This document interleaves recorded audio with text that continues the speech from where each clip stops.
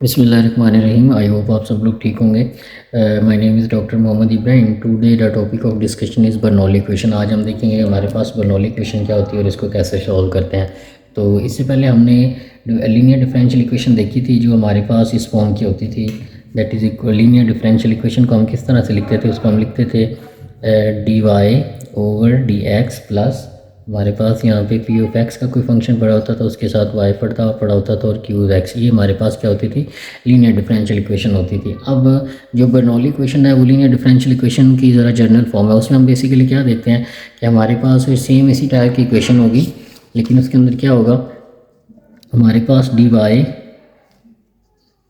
The differential equation of the form, एक ऐसी differential equation जो इस तरह की हो, D Y over D X plus P of X into Y is equal to Q of X, और यहाँ पे y की पावर n पड़ा हो। ये n जो है 2 भी हो सकता है, 3 भी हो सकता है, अप टू सो वन मतलब हमारे पास हो सकता है। तो n हमारे पास, लेकिन यहाँ पे y की पावर n नहीं होता था, यहाँ पे y की पावर n है। अगर हमारे पास लीनियर डिफरेंशियल इक्वेशन के साथ हमारे पास ये जो क्यू ऑफ एक्स फैक्टर पड़ा होता है राइट साइड पे, इसके साथ अगर हम y की पावर n ले लें, ये कुछ भी हो सकता है n यहाँ पे, ठीक है, लेकिन ज़ीरो नहीं होगा, ठीक है। अगर ज़ीरो करेंगे तो हमारे पास क्या बन जाएगी, लीनियर डिफरेंशियल इक्वेशन बनेगी। तो for different value of n हमारे पास ये जो डिफरेंशियल इक्वेशन है इसको बर्नौलीज इक्वेशन हम कहते हैं, इस कॉल्ड बर्नौली इक्वेशन, ठीक है। अब हम इसके सोल्यूशन की तरफ चलते हैं कि अगर हमारे पास कोई क्वेश्चन आ जाए बर्नौली इक्वेशन का तो हमने उसको कैसे सॉल्व करना है। तो हमारे पास क्वेश्चन है, solve D Y over D X D X plus Y is equal to X Y की क्यूब। ये हमारे पास क्वेश्चन दिया, हमने इसको सॉल्व करना है। अगर ये लीनियर डिफरेंशियल इक्वेशन हमारे पास होती तो हमने जो लास्ट टॉपिक में हमने किया है फार्मूला, उसी फार्मूले से सारे को इसको सॉल्व कर देते थे उसी मेथड से। लेकिन यहाँ पे सबसे पहले हम यहाँ पे अगर ये देखें तो ये हमारे पास लीनियर डिफरेंशियल इक्वेशन नहीं, लेकिन क्यू ऑफ एक्स के साथ हमारे पास वाई की पावर 3 आ रहा है। तो ये हमारे पास इंडिकेशन होगी कि ये वाली जो इक्वेशन है वो हमारे पास क्या है, बर्नौली इक्वेशन है। तो अब इसका करने का तरीका क्या होगा, सबसे पहले हमें इसे लीनियर बनाना पड़ेगा, लीनियर डिफरेंशियल इक्वेशन। तो उसको बनाने के लिए हम सबसे पहले देखेंगे, समटाइम ऐसे भी हो सकता है यहाँ पे D Y over D X पड़ा तो इसके साथ कोई वाई की टर्म आ रही है या कोई और चीज़ आ रही है, हम उसको सेपरेट किया करेंगे, D Y over D X को हम पहले अलग किया करेंगे। तो उसको करने के बाद जो हमारे पास फॉर्म बनेगी, यहाँ पे वाई की जो भी पावर बनेगी हमने उसको इस इक्वेशन पूरी से डिवाइड करवा देना है। सो डिवाइड बाय y की पावर 3 टू इक्वेशन 1। इक्वेशन 1 को y की पावर 3 से हमने डिवाइड कराना, तो यहाँ पे आ जाएगा 1 ओवर y का cube D Y over D x, यहाँ पे 1 ओवर वाई स्क्वायर आ जाएगा और यहाँ पे हमारे पास x रह जाएगा, ठीक है।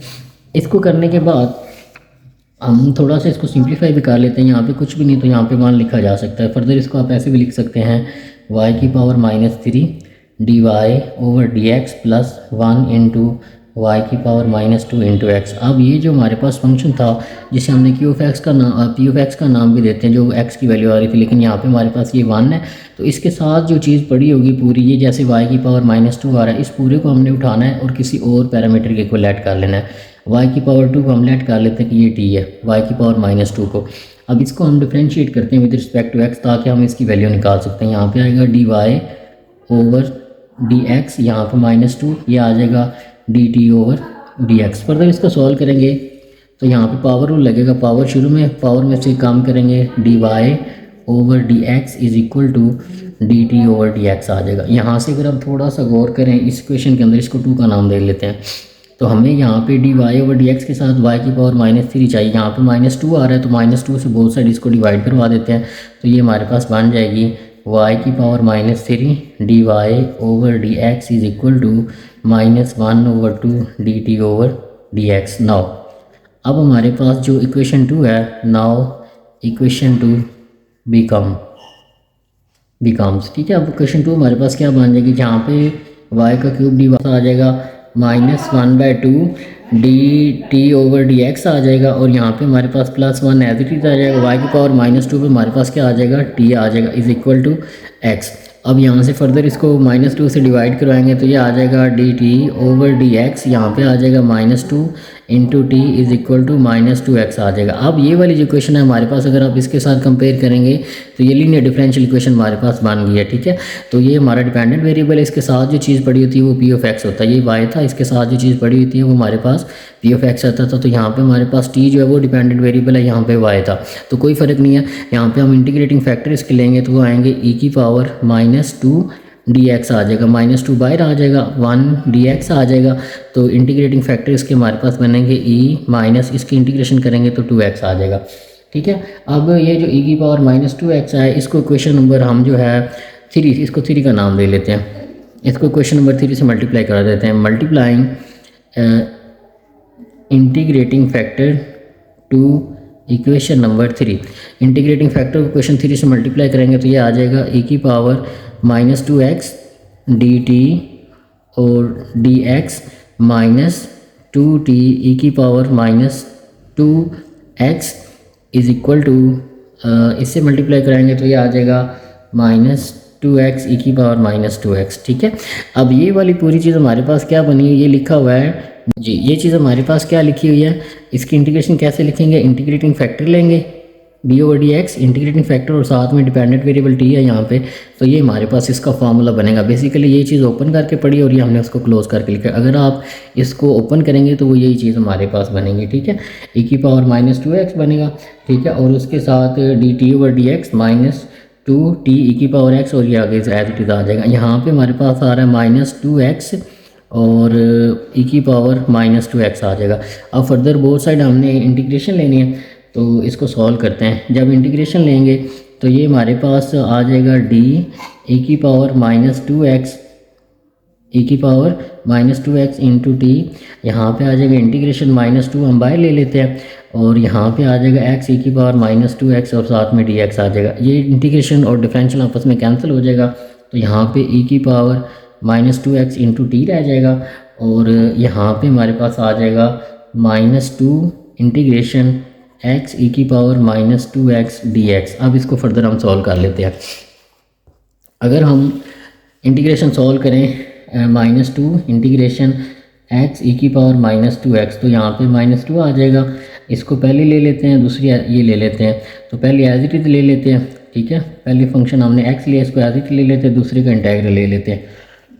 इंटीग्रेशन बाय पार्ट्स कर रहे हैं, यहाँ पे माइनस आएगी, साइन ऑफ इंटीग्रेशन ये वाली चीज़ आगे दोबारा आएगी, और उसके बाद डेरिवेटिव हम लेंगे जो पहली रकम आई थी, ठीक है, इसका डेरिवेटिव ले लेंगे और इसके साथ में dx लगा लेंगे। तो इसके जब डेरिवेशन आप लेंगे वो हमारे पास 1 आएगी, यहाँ पे -2 आ जाएगा। x इसको सॉल्व करेंगे तो ई की पावर -2x आएगा, ऊपर सॉल्व करेंगे तो -2 आएगा, वो मैंने यहाँ पे नीचे लिख दिया। यहाँ पे आ जाएगा माइनस इंटेग्रल, इसको दोबारा यही चीज़ यहाँ पे आएगी। इसकी जब आप इंटीग्रेशन करेंगे तो वो आएगा ई की पावर -2x और -2 dx और dx हमारे पास 1 हो जाएगा, और यहाँ पे साथ में ऑलरेडी dx आ जाएगा। अब ये माइनस जब अंदर जाएगा वो इसको भी कैंसिल कर देगा, और यहाँ पे हमारे पास रह जाएगा x ई की पावर -2x, ये 2 से कैंसिल हो जाएगा, ये इधर जाएगा तो प्लस हो जाएगा, ये वाली चीज़ इधर दोबारा आएगी तो माइनस आ जाएगा, 2 से 2 कैंसिल हो जाएगा, ई की पावर -2x इंटू dx रह जाएगा। तो x ई की पावर -2x माइनस इसकी इंटीग्रेशन लेंगे तो आएगा ई की पावर -2x ओवर -2 आ जाएगा, और प्लस ये आ जाएगी। तो इसी हमारे पास आएगा x ई की power -2x minus minus plus हो जाएगा 1/2 ई की पावर -2x प्लस सी हमारे पास आ जाएगा। तो अगर हमारे पास ये फंक्शन दिया होता है x ई की पावर -2x, इसकी इंटीग्रेशन हमारे पास आई है x ई की पावर -2x प्लस 1/2 ई की पावर -2x प्लस सी, इसको उठाएं और इस क्वेश्चन के अंदर पुट कर दें, तो ये ई की power -2x plus t is equal to, यहाँ पे आ जाएगा -2, और अब ये पूरा हमने जो सॉल्व किया इस पूरे को, ये पूरा हमने जब सॉल्व किया तो इसका आंसर हमारे पास क्या आया, that is equal to x e की पावर -2x और सॉरी ये हमारे पास आया x ई की पावर -2x प्लस 1/2 ई की पावर -2x प्लस सी। अब जिस फॉर्म में हमें क्वेश्चन दिया होता है उसी फॉर्म में हमने उसका आंसर करना होता है, ठीक है। तो हमारे पास ई की टी किसके इक्वल हमने लिया था, y की पावर -2 को हमने t के इक्वल लिया, ठीक है। तो यहाँ पे हमारे पास जो जहाँ जहाँ पे t आ रहा है वहाँ पे हम -2 पुट कर सकते हैं।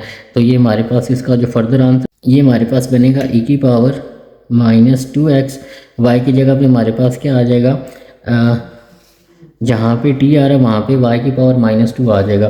तो ये आ जाएगा वाई की पावर -2 इज़ इक्वल टू, यहाँ पे आ जाएगा ई की